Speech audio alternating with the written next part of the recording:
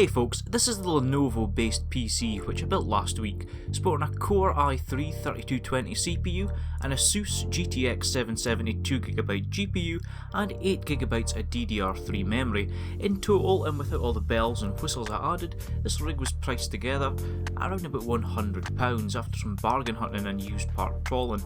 But the question on a lot of your minds, including mine, is how does it actually perform? Well, the GTX 770, it's still a powerful card, and with the right mix of settings, it can still show a clean pair of heels to something like a GTX 1050 or RX 560, but it can be hampered by that 2GB frame buffer, and the platform of this build on the whole is starting to kick on a little bit. An Ivy Bridge Core i3 with only 2 physical cores and hyperthreading is pretty much the bottom of the barrel when it comes to acceptability in gaming for 2018, especially when you can buy a Ryzen 2200G with 4 real cores and very decent integrated graphics for under £99. And finally, we've got onto the system memory. While 8GB is certainly more than enough for low-end gaming, the fact that it's DDR3 and clocked at 1600MHz, it could also throw up some challenges that you simply wouldn't come across if you were using a newer DDR4 based system. So for comparison, I've tested the system with the GTX 770 and also my Gigabyte GTX 1050 Ti, and I've taken the results for both stock and overclocked speeds on both cards.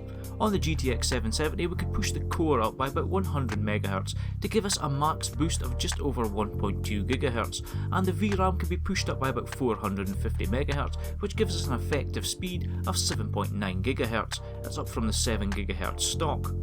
Now the GTX 770 it packs double the amount of cores as the GTX 1050 Ti, 1536 compared to 768, but it's obviously based on the older Kepler architecture rather than the newer Pascal we see in the 1050 Ti. And while the GTX 770 it does have its VRAM and a 256-bit memory bus, which is double of the 1050 Ti's, it does have to make do with half the amount of VRAM, 2GB instead of 4.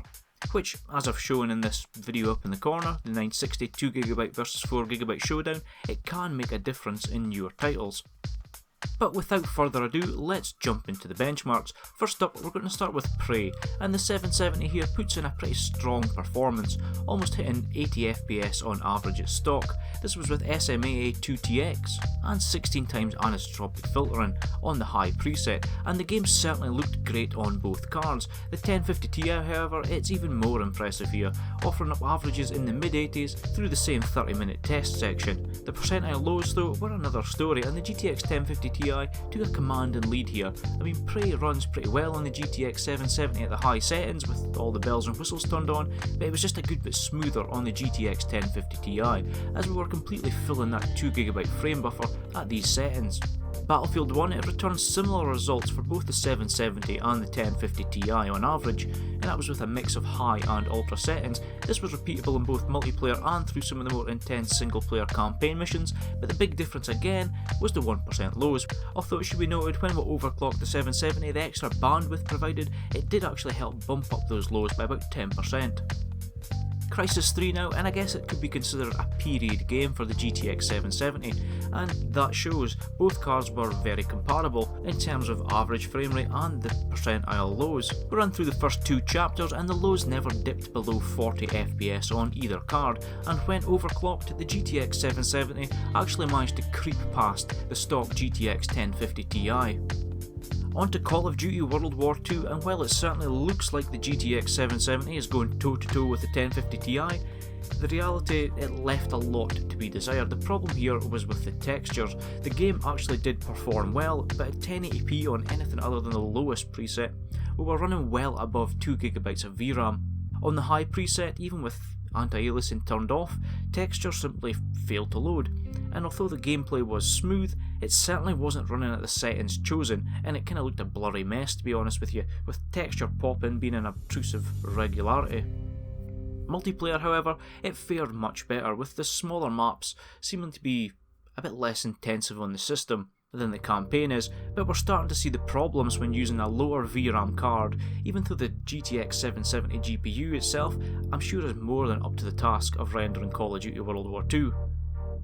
In total contrast to COD, Rise of the Tomb Raider was a game which seemed to perform very well on the GTX 770 at the high preset as well.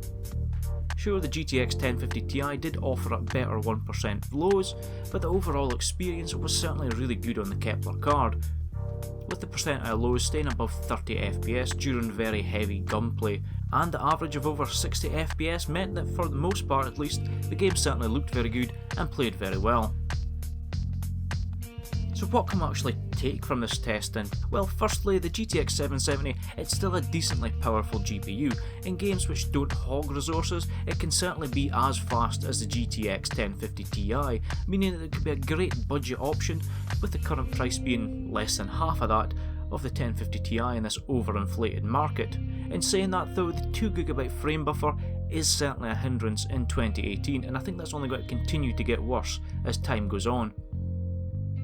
Secondly, this system as a whole, the Core i3 3220 and DDR3 memory are certainly not ideal. Sure, it's cheap, and for the price, I mean, the whole system, custom cooling and all, costs less than what some retailers ask for a top tier GTX 1050 Ti, and that's pretty amazing. But when you couple a low-end system to a graphics card with only 2GB of VRAM, the CPU has to manage hot swapping to and from the memory at a considerable rate. This means that less of that CPU performance is actually being used to run your game, and that does take a toll when using a dual-core CPU like this, when even at modest settings the CPU usage could be pegged at full use. With that said though, if you're willing to simply temper your settings to get the usage within that 2GB frame buffer, whether that's by dropping the internal resolution of games or dropping down to less memory intensive settings, the GTX 770 is still a powerful card which is more than happy to plough through the latest games. What is clear though, is that in 2018 a lot of these older Nvidia cards with low amounts of V-memory will continue to struggle and progressively get worse, especially when you pair it with an older platform and a weak CPU. Thankfully, we've got a lot of options here to remedy at least some of that on the cheap. A quick search on eBay shows that something like the quad-core i5 2400 can be had for basically next to nothing, and that will absolutely yield benefits in modern titles where 4 cores are seen as the norm. Although all in all, I really can't complain about this little Lenovo refresh project. It is a decidedly budget system, and I've put it up against some really resource hungry games at unfair settings, and while the results shown were not exactly stellar, it did complete all the benchmarks without too much grumbling.